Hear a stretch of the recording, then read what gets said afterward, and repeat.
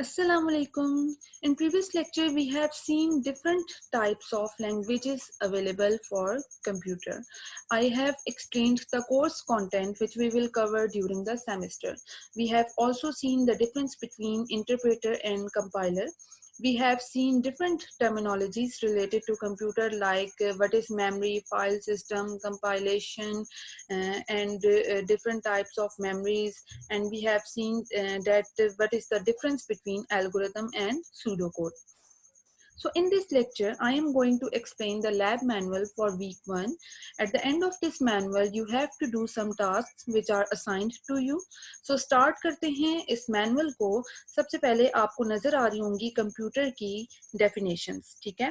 Computer हमारे पास क्या है, हार्डवेयर और सॉफ्टवेयर से कंबाइन होकर ये हमारे पास एक मशीन बनती है जो कि क्या कर सकती है, मैथमेटिकल और लॉजिकल ऑपरेशंस परफॉर्म करती है, ठीक है.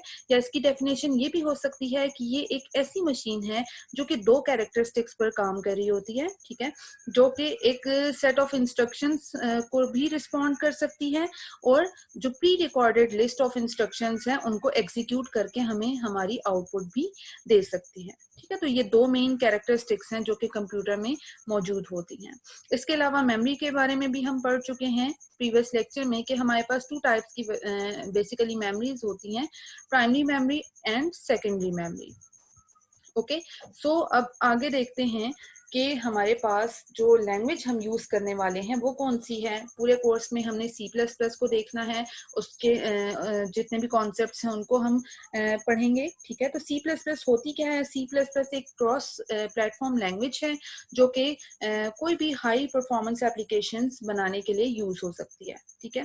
बेसिकली ये हमारे पास डेवलप की थी जॉन ने, और इसकी एक्सटेंशन जो हमारे पास है C++ है, जो कि C लैंग्वेज एक्चुअली हमारे पास पहले मौजूद थी, जिसकी एक्सटेंशन जो है C++ है, ठीक है.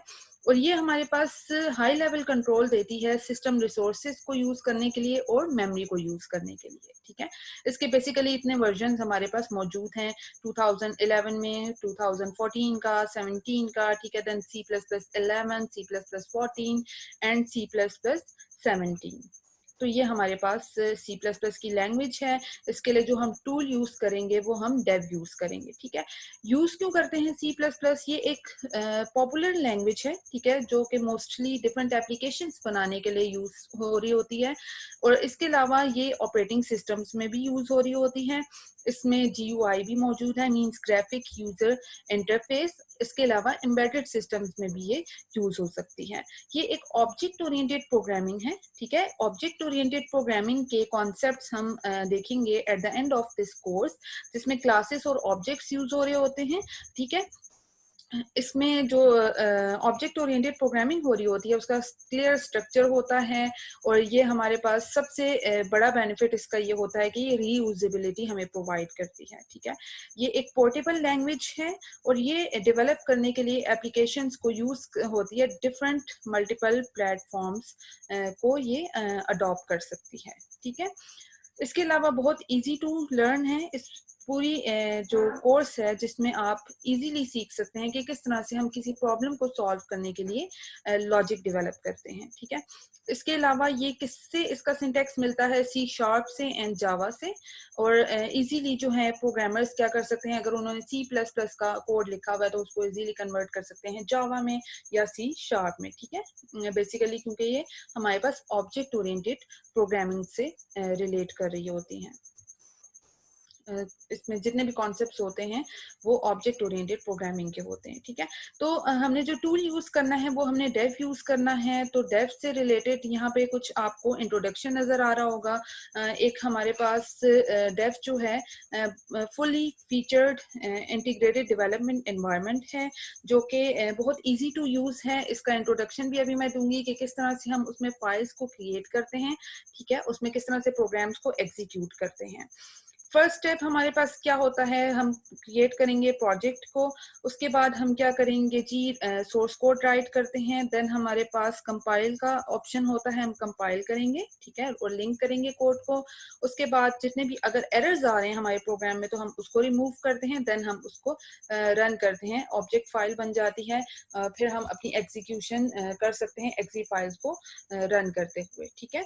उसके बाद हमारे पास अगर एग्जीक्यूशन में भी एरर्स आ रहे होते हैं तो हम उसको भी रिमूव करते हैं और फिर हम वही काम करते हैं, दोबारा से कंपाइल करने के बाद अगेन हम क्या करेंगे, प्रोग्राम को एग्जीक्यूट करेंगे। कंपाइल करने के बाद अगर कोई एरर नहीं आ रहा तो उसकी एक्सी फाइल बन चुकी होगी और हम उसको एग्जीक्यूट करके अपनी आउटपुट ले सकते हैं, ठीक है। ये स्टेप्स आपको यहाँ पे नजर आ रहे होंगे विद पिक्चर्स यहाँ पे शो किए गए हैं, जिसको मैं अभी लाइव आपके सामने डेव को ओपन करके एग्जीक्यूट करके दिखाऊंगी, ठीक है। यहाँ पे आपको एग्जांपल नजर आ रही है जो कि मैं डेव में करके दिखाती हूँ और लाइन बाय लाइन उसका मीनिंग क्या बनता है वो मैं आपको बताऊंगी, ओके।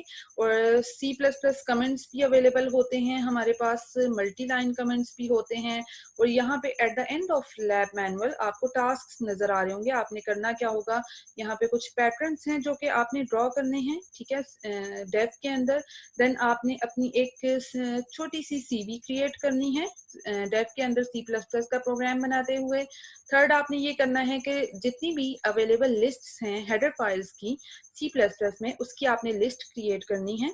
देन आपने उसके अंदर जितने भी फंक्शंस अवेलेबल हैं हेडर फाइल्स में वो आपने डिफाइन करने हैं। क्या होती हैं हेडर फाइल्स और कौन से फंक्शंस की बात कर रही हूँ मैं, ये मैं आपको डेव में बताती हूँ, ठीक है।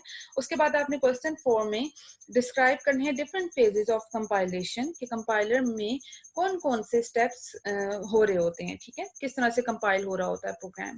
देन आपने एट द एंड आपने डिस्क्राइब करना है कंप्यूटर की डिफरेंट लैंग्वेजेस जो कि अवेलेबल हैं। एटलीस्ट आपने 8 लैंग्वेजेस की लिस्ट प्रिपेयर करनी है और उनको डिफाइन भी करना है कि वो लैंग्वेज बेसिकली किस पर्पस के लिए यूज होती है, ओके। सो ये हमारा लैब मैनुअल था। इसमें हम क्या करते हैं जी, हम डेव को स्टार्ट करते हैं और देखते हैं कि किस तरह से हम C++ का प्रोग्राम क्रिएट कर सकते हैं। सो ये आपके पास डेव है, मैंने डेव को ओपन कर लिया है। आप इजीली इसको इंस्टॉल कर सकते हैं थ्रू इंटरनेट, और कोई भी आप लेटेस्ट वर्जन उसका कर लें। मेरे पास डेव C++ 5.11 मौजूद है। तो सबसे पहले आपने फाइल पे क्लिक करना है, ठीक है, न्यू। यहाँ पे आपको ऑप्शंस नजर आ रहे होंगे, सोर्स फाइल और प्रोजेक्ट। हम सबसे पहला अपना प्रोजेक्ट क्रिएट करने लगे हैं तो मैंने प्रोजेक्ट पे किया। यहाँ से आपने क्लिक करना है एम्प्टी प्रोजेक्ट पे। ये आपके प्रोजेक्ट का नेम आ रहा है तो प्रोजेक्ट 1 आ रहा है, तो मैं इसको यही रहने देती हूँ। यहाँ से C++ का प्रोजेक्ट मैंने बाय डिफॉल्ट ये सिलेक्ट हुआ हुआ है, ठीक है, आप लोगों ने भी ये ऐसे ही रहने देना है। देन आप ओके करेंगे तो आपके पास क्या होगा, प्रोजेक्ट क्रिएट हो जाएगा, ठीक है। यहाँ पे फाइल नेम कहाँ पे सेव करना है, प्रोजेक्ट 1 ही रहने देती हूँ एंड मैंने सेव कर दिया। दैट मीन्स कि आपका प्रोजेक्ट 1 ये आपको लेफ्ट साइड पे नजर आ रहा होगा, क्रिएट हो चुका है, ठीक है। इसके अंदर खुद से बाय डिफॉल्ट एक फाइल बन जाती है जिसका नेम यहाँ पे क्या है, अनटाइटल्ड 2 आ रहा है। इसको मैं रीनेम भी कर सकती हूँ। फॉर एग्जाम्पल मैं यहाँ पे रीनेम कर देती हूँ माई फर्स्ट के नाम से, ठीक है, मेरा फर्स्ट प्रोग्राम है तो मैं इसको माई फर्स्ट के नेम से सेव कर देती हूँ, ठीक है। ओके हो गया। जब आप एग्जीक्यूट करेंगे तो आप देखेंगे कि हमारे पास यहाँ पे .cpp की एक एक्सटेंशन होती है, .c++, ठीक है, जो कि एग्जीक्यूट होती है डेव के अंदर या किसी भी C++ के कंपाइलर के अंदर। आपने इसकी एक्सटेंशन .cpp ही रखनी है, ओके। उसके बाद हमारे पास यहाँ पे आपको नजर आ रहे होंगे 3 यहाँ पे ऑप्शंस हैं। सबसे पहला अगर आप यहाँ पे रखें अपने माउस को तो आपको पता चलेगा कि ये हमारे पास जो होता है किसके लिए यूज होता है। आपने जब भी अपना प्रोग्राम एग्जीक्यूट करना है उसके लिए होता है, ठीक है। एक हमारे पास ऑप्शन जो होता है सिंपल कंपाइल कर रहा होता है, ये हमारे पास कंपाइल और एग्जीक्यूट दोनों कर रहा होता है, ठीक है। जब भी आपने प्रोग्राम में कोई मॉडिफिकेशन करनी है तो आपने पहले उसको कंपाइल करना होगा, देन आपने उसको एग्जीक्यूट करना है, ठीक है। ये कंपाइल और रन दोनों कर रहा है, ये रन के लिए होता है और ये सिर्फ कंपाइल के लिए होता है। चलें अपना प्रोग्राम सबसे पहले स्टार्ट करते हैं। सबसे पहला काम जो हमने C++ के प्रोग्राम में करना होता है वो है हमारी हेडर फाइल को इंक्लूड करना, ठीक है। मैं यहाँ पे लिख रही हूँ #include iostream, ठीक है। अब हमारी हेडर फाइल्स सबसे पहले होती क्या हैं, ठीक है, क्वेश्चन ये है।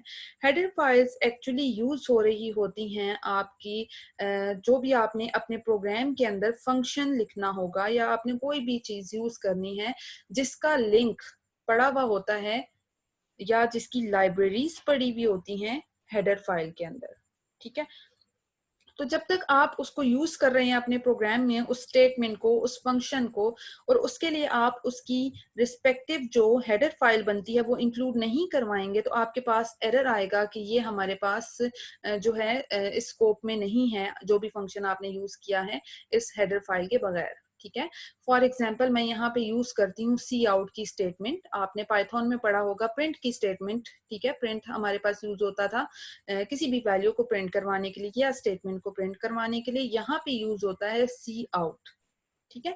तो सी आउट के लिए हम हेडर फाइल इंक्लूड करवाते हैं आईओ स्ट्रीम।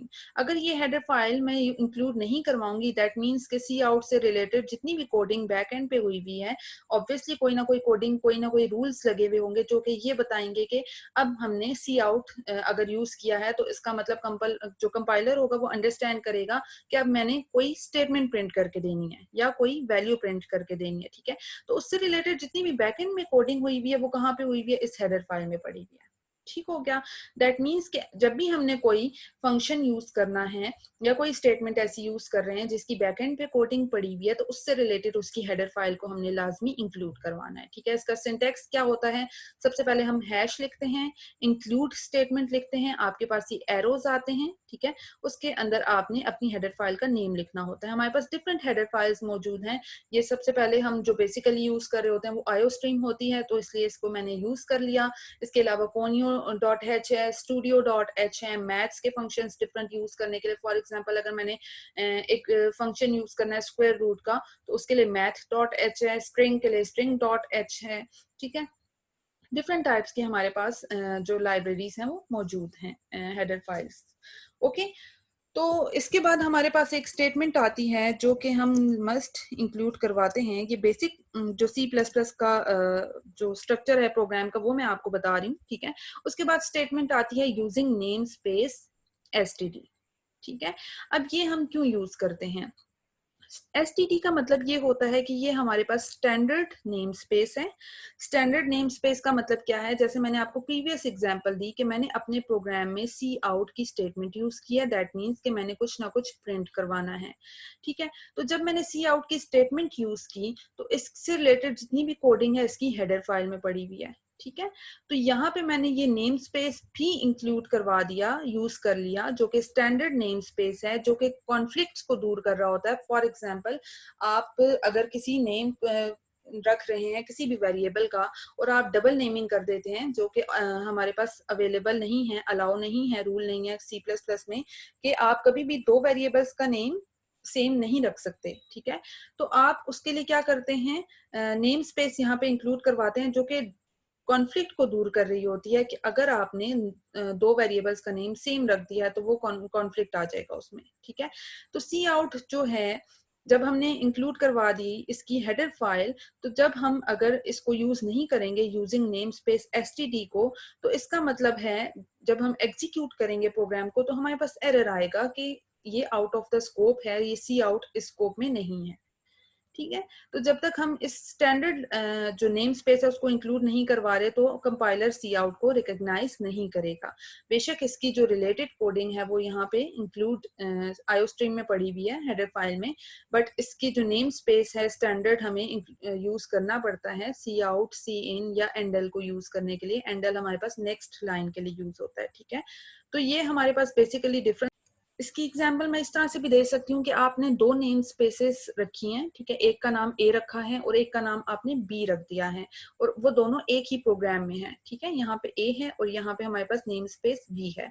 अगर यहाँ पे एक वेरिएबल का नाम रख लिया है एक्स और इसमें भी आपने वेरिएबल का नाम रख लिया है एक्स, जो कि मैंने पहले बताया कि एक प्रोग्राम के अंदर कभी भी कोई भी वेरिएबल जो है दो वेरिएबल सेम नेम के नहीं हो सकते, ठीक है। बट आपने नेम स्पेस डिफरेंट कर दी, एक का नाम ए रखा, एक का नाम बी रखा, तो आप ए के थ्रू इस एक्स को कॉल करेंगे तो इसकी वैल्यू प्रिंट होगी, और अगर बी के थ्रू आप इस एक्स को कॉल करेंगे तो इसकी वैल्यू प्रिंट होगी। दैट मीन्स कि ये प्रोग्राम बिल्कुल ठीक एग्जीक्यूट हो जाएगा, क्योंकि अब इसमें कॉन्फ्लिक्ट नहीं आ रहा। ठीक है, यही बात हमारे पास सी आउट, सी इन या एंडल वगैरह के लिए है कि हमारे पास स्टैंडर्ड जो नेम स्पेस मौजूद है, हमने उसको लाजमी जो यूज करना होता है अपने प्रोग्राम में, ताकि ये कॉन्फ्लिक्ट ना लेकर आए।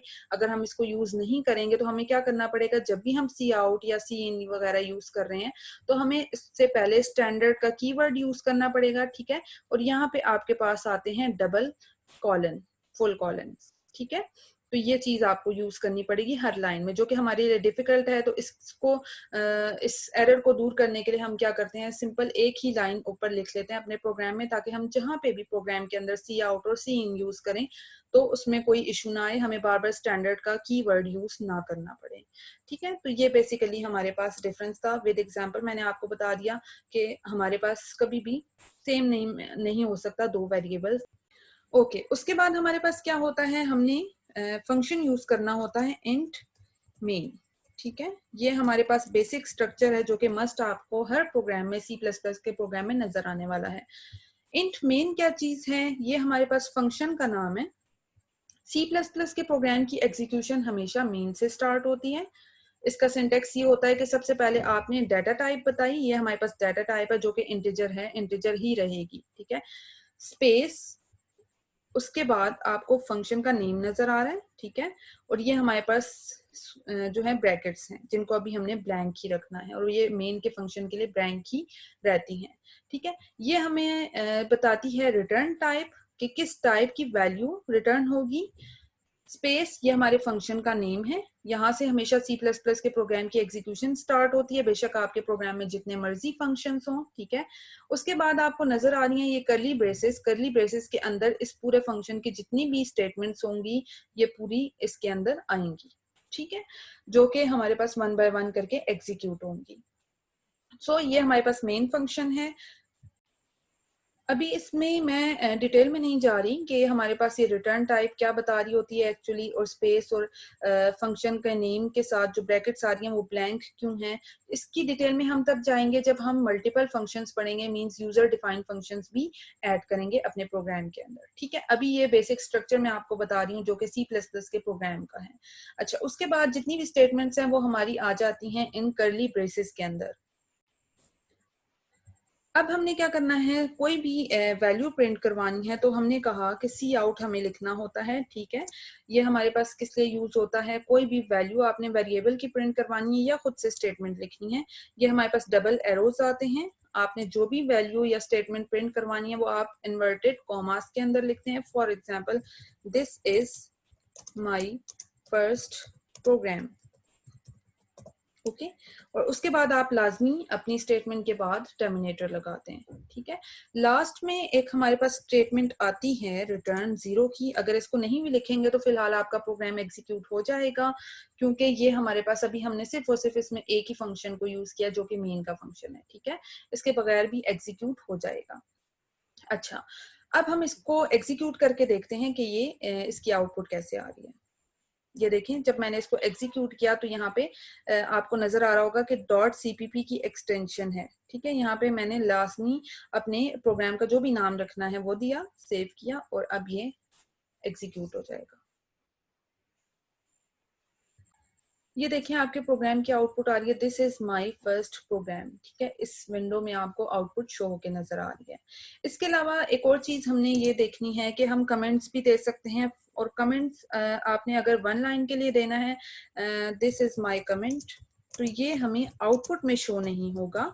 ठीक है, ये सिर्फ यूजर के ईज के लिए होता है या प्रोग्रामर के ईज के लिए होता है। अब हम इसको एग्जीक्यूट करके देखते हैं।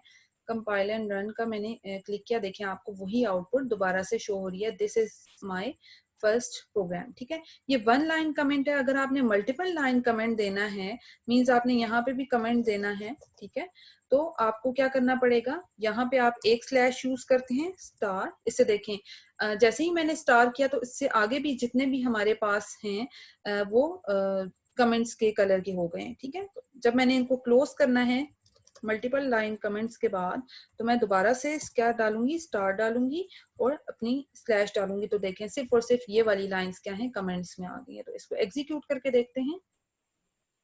ये देखें आउटपुट फिर भी वही आ रही है। दैट मीन्स कि हम कमेंट्स दो टाइप्स के देख सकते हैं, एक हमारे पास सिंगल लाइन कमेंट होता है और ये हमारे पास मल्टीपल लाइन कमेंट्स होते हैं। ठीक है, मोस्टली हम जो यूज कर रहे होते हैं वो हमारे पास सिंगल लाइन कमेंट्स ही होते हैं। ठीक हो गया। एक और चीज जो मैंने आपको बतानी है वो ये है कि हम नेक्स्ट लाइन में अगर प्रिंट करवाना चाहते हैं, फॉर एग्जाम्पल मैं अगेन लिखती हूँ cout my second line. Okay, अब मैं जब इसके बाद टर्मिनेटर लगाती हूँ, एग्जीक्यूट करती हूँ, तो देखें माय सेकंड लाइन को सेकंड लाइन में प्रिंट होना चाहिए था, जबकि वो साथ ही हमारे पास this is my first program के बिल्कुल साथ प्रिंट होकर आ रहा है। तो इसको चेंज करने के लिए हम दो काम कर सकते हैं, या तो यहाँ पे हम स्लैश एन यूज करेंगे, यहाँ पे हम इस तरह से स्लैश एन यूज करके देखते हैं आउटपुट, ये देखें सेकंड लाइन में आ गया। ठीक है, तो इस तरह से आप क्या कर सकते हैं, स्लैश एन यूज करते हुए आगे अगर आप यहाँ पे लिख दें माय सेकंड लाइन, तो ये हमारे पास सेकंड लाइन में ही प्रिंट होकर आ जाएगा। ठीक है, इसको मैं यहाँ पे अगर लिख दूं तो हम ऐसे भी एग्जीक्यूट कर सकते हैं। ये हमारे पास हो गया, यहाँ पे मैं इसको कमेंट कर देती हूँ। ठीक है, ये देखें हमारे पास आउटपुट क्या आ रही है, माय सेकंड लाइन पे आ रहा है। इसी तरह ये काम हम इस तरह से भी कर सकते हैं कि हम इसको रिमूव करें। सी आउट हमने सेकंड लाइन पे यूज कर लिया और अब मैं यहाँ पे क्या कर देती हूँ, बजाय स्लैश एन यूज करने के हम एंड एल का कीवर्ड भी यूज कर सकते हैं। ठीक है, जैसे मैंने बात की थी कि आईओ स्ट्रीम में हम क्या यूज कर रहे होते हैं, सी आउट सी इन यूज कर रहे हैं, तो एंड एल भी इसी तरह से हमारे पास एक रिजर्व वर्ड है, कीवर्ड है, जो कि क्या कर रहा होता है, नेक्स्ट लाइन के लिए यूज होता है। ठीक है, और इसको जब भी आपने यूज करना है तो आपने इससे पहले और इसके बाद एरोज लिखने होंगे, टाइप करने होंगे, अगर आप उसी में कोई स्टेटमेंट साथ ही प्रिंट करवा रहे हैं। ठीक है, ये देखें आउटपुट हमारे पास उसी तरह से आ रही है। और हम ये काम भी कर सकते हैं कि हम इस एंड एल को ऊपर वाली स्टेटमेंट के एंड पे लगा दें। ठीक है, यहाँ पे ये देखें, अब हम एग्जीक्यूट करके देखते हैं, उसी तरह से हमारे पास आउटपुट आ रही है। ठीक है, तो ये हमारे पास था कि हम किस तरह से नेक्स्ट लाइन में प्रिंट करवा सकते हैं वैल्यूज को, किसी भी स्टेटमेंट को। इसके अलावा अगर हमने कोई पैटर्न प्रिंट करवाना है तो ऑब्वियसली हम जो इन्वर्टेड कॉमास हैं उसमें ही लिखेंगे। फॉर एग्जांपल मैंने ये पैटर्न प्रिंट करवाना है तो मैं क्या करूंगी, ठीक है, अगेन मैं सी आउट की स्टेटमेंट यूज कर लेती हूँ, एंड एल।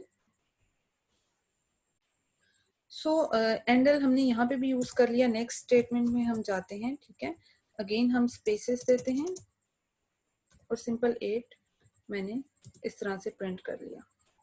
ठीक है, बाद की स्पेसेस की हमें जरूरत नहीं है, आप स्पेसेस दें या ना दें उससे फर्क नहीं पड़ेगा, क्योंकि हमें पहले ही स्पेसेस चाहिए। और यहाँ पे भी एंड एल यूज करें या ना करें फर्क उस वक्त तक नहीं पड़ेगा कि नेक्स्ट लाइन में हम कोई भी स्टेटमेंट प्रिंट नहीं करवा रहे, कोई भी सेंटेंस या वैल्यूज प्रिंट नहीं करवा रहे। ठीक है, दूसरी चीज ये कि यहाँ पे आपको नजर आ रहा होगा कि मैंने स्पेस दी हुई है, तो ये C++ में हमारे पास स्पेसेस जो हैं ये इस तरह से इग्नोर हो जाती हैं। इससे कोई फर्क नहीं पड़ेगा कि आपने एक लाइन के बाद अपनी जो प्रोग्राम है उसको स्टार्ट किया है लिखना। सो एग्जीक्यूट करके देखते हैं कि हमारी आउटपुट कैसे आ रही है। ये देखें इस तरह से आ रही है आउटपुट। ठीक है, इससे पहले भी अगर आप स्पेसेस देना चाहते हैं तो आप सिंपल क्या करेंगे, अपनी सी आउट की स्टेटमेंट में यहाँ पे स्पेसेस या टैब यूज कर सकते हैं। ठीक है, नेक्स्ट जो लैब होगी उसमें हम देखेंगे कि कितनी टाइप्स की हम डिफरेंट कैरेज रिटर्न और इस तरह के कितनी हमारे पास यूज हो सकती हैं, different types of escape sequences कितने टाइप्स के होते हैं और कौन कौन से होते हैं और किस पर्पस के लिए कौन सा हम यूज कर सकते हैं। ठीक है, अब तक की जो लैब है उसमें हमने ये देखा कि जो C++ का बेसिक स्ट्रक्चर होता है वो कैसे होता है। मैं रिवाइज कर देती हूँ कि सबसे पहले हमने हेडर फाइल को इंक्लूड करवाना है, देन हमने नेम स्पेस यूज करनी है। ठीक है, हेडर फाइल में सारी हमारे पास लाइब्रेरीज मौजूद होती हैं जिससे रिलेटेड हमने क्या करना है, अपने प्रोग्राम में कोई फंक्शन या कोई स्टेटमेंट या कोई रिजर्व वर्ड यूज करना है वो उसकी कोडिंग मौजूद होती है, ठीक है, वो अब हम अपने प्रोग्राम में यूज कर रहे होते हैं, तो इसलिए हमने उसका जो लाइब्रेरीज हैं उसको लाजमी इंक्लूड करवाना है। देन हम नेम स्पेस इंट्रोड्यूस करवाते हैं जो कि स्टैंडर्ड है, जिसके बगैर हमारा प्रोग्राम एग्जीक्यूट नहीं होगा। बेशक हमने सी आउट से रिलेटेड उसकी हेडर फाइल इंक्लूड करवा दी है, जब तक हम स्टैंडर्ड नेम स्पेस को यूज नहीं करेंगे तो हमारी जो प्रोग्राम है वो एग्जीक्यूट नहीं होगा। या उसका दूसरा ऑप्शन ये है कि हमें हर दफा सी आउट से पहले और सी इन से पहले स्टैंडर्ड कीवर्ड को यूज करना होगा, ठीक है। उसके बाद हमने देखा कि हम प्रिंट करवाने के लिए वैल्यूज को सी आउट की जो स्टेटमेंट है वो यूज कर रहे होते हैं विद एरोस, ठीक है। और उसके बाद हमने इन्वर्टेड कॉमास यूज करने होते हैं डबल, जिसके अंदर हम कोई भी सेंटेंस लिखेंगे तो वो एज इट इज प्रिंट हो जाएगा, ओके। और अगर हमने नेक्स्ट लाइन में जाना है तो हम क्या करते हैं, एंड एल यूज करते हैं कीवर्ड। इसके अलावा स्लैश एन भी हम यूज कर सकते हैं। स्लैश एन को हम विदाउट कॉमास यूज नहीं कर सकते, ठीक है। फॉर एग्जांपल मैं अगर यहाँ पे स्लैश एन को यूज करके एग्जीक्यूट करूंगी तो ऑब्वियसली मेरे पास एरर आएगा, ठीक है, आप देख सकते हैं। तो इसलिए हमें क्या करना होगा, जितने भी स्केप सीक्वेंसेस होते हैं वो हमने क्या करने हैं, इन्वर्टेड कॉमास में ही यूज करने हैं। इसके अलावा एंडल हमने देख लिया कि एंडल यूज होता है नेक्स्ट लाइन के लिए। लास्ट हमने देखा कि रिटर्न जीरो यूज होता है। रिटर्न जीरो नहीं भी आप अगर इंक्लूड करवाएंगे तो आपका प्रोग्राम तब भी एग्जीक्यूट हो जाता है, ठीक है। यहाँ पे हम एंडल दोबारा से कर देते हैं, एग्जीक्यूट करके देखते हैं तो रिटर्न जीरो के बगैर भी एग्जीक्यूट हो जाएगा, ठीक है। ये हमारे पास किस टाइम पे जरूरत पड़ेगी इसकी, जब हम यूजर डिफाइंड फंक्शंस अपने प्रोग्राम में इंक्लूड करेंगे, ठीक है। और ये हमारी कर्ली ब्रेसेस हैं जिसके अंदर मेन फंक्शन की बॉडी आती है। तो नेक्स्ट जो लैब होगी उसमें हम प्रैक्टिस करेंगे डिफरेंट जो स्केप सीक्वेंसेस हैं उनको, और किस तरह से हम वेरिएबल्स डिक्लेयर करते हैं, कितनी टाइप्स के वेरिएबल्स होते हैं, हम ये इम्प्लीमेंट करेंगे नेक्स्ट लैब में। अभी आपने जितने भी लैब टास्क जो लास्ट में मैनुअल के मौजूद हैं वो मुझे सबमिट करवाने हैं।